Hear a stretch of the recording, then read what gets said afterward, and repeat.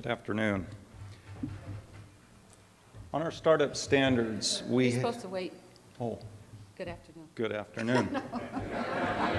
Thanks.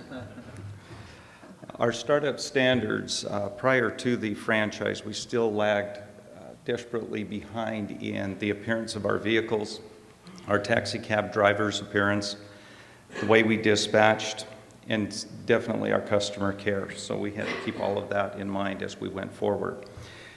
Some of the records we would ask for were quite surprising to me, coming from corporate America to getting a grocery bag full of receipts and papers.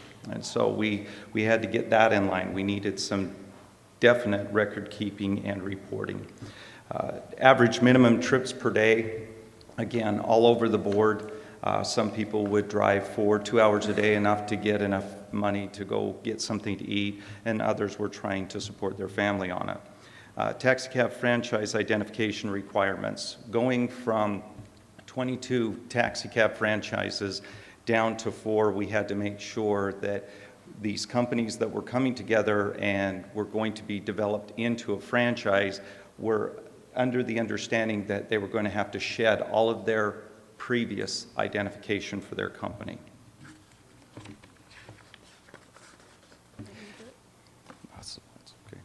The evaluation process, we had certain criteria that each of the applicants for the RFP had to meet: insurance and indemnification, proposer experience, financial stability, and quality of coverage of the service area.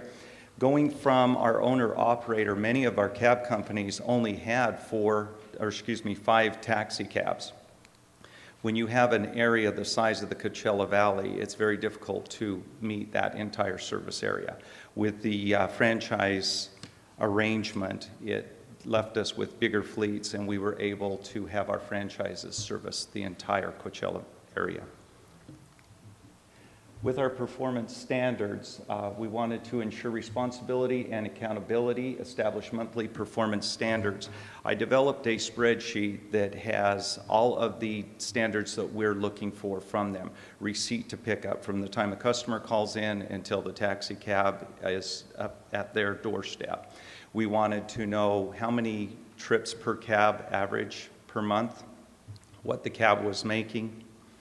We wanted to know if it was passing its inspections, and we also want to know how many citations the franchise has, how many citations their drivers have. This helps us evaluate how well they're running their business effectively.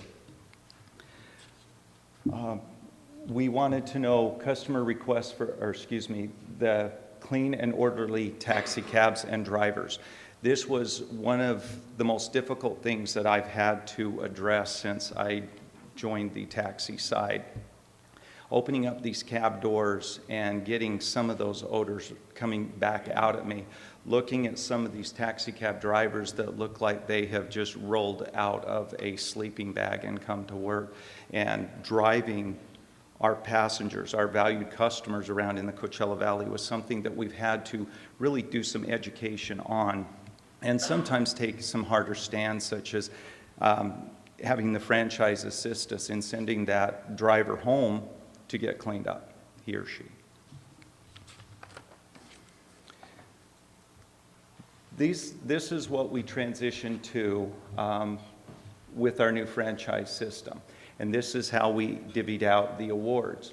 The 4 franchises that were selected: Classic Yellow Cab, they were awarded 50 of the Taxi Cab Permit Awards. Yellow Cab of the Desert was awarded 40, American Cab 45, and Airport Taxi with 45. This brought us up to 180 taxi cabs. As Naomi had mentioned, we have since lost Classic Yellow Cab, which reduced our fleet size to 130. We are monitoring that very closely at this time. We are still meeting all the needs of the passengers, and we are prepared to make those corrective changes as the needs of the business change.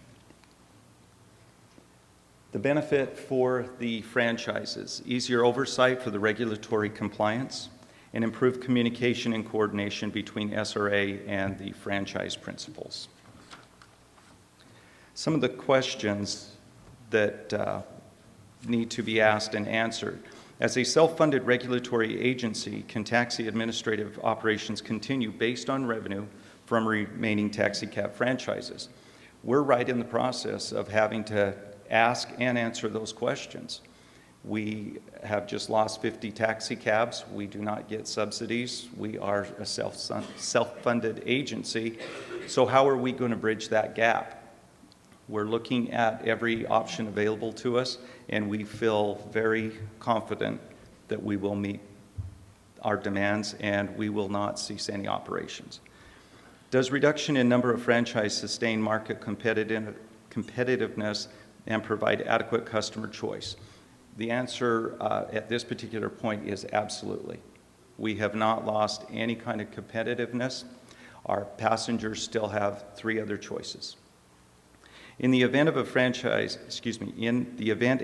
goes out of business, can service area taxi operations continue with little or no impact to the passenger public? Again, some questions as we are starting to head towards our busy season that we are anticipating, and we will be answering as we meet those needs. How quickly can service be increased consistent with increased demands? Lessons that we're going to be learning.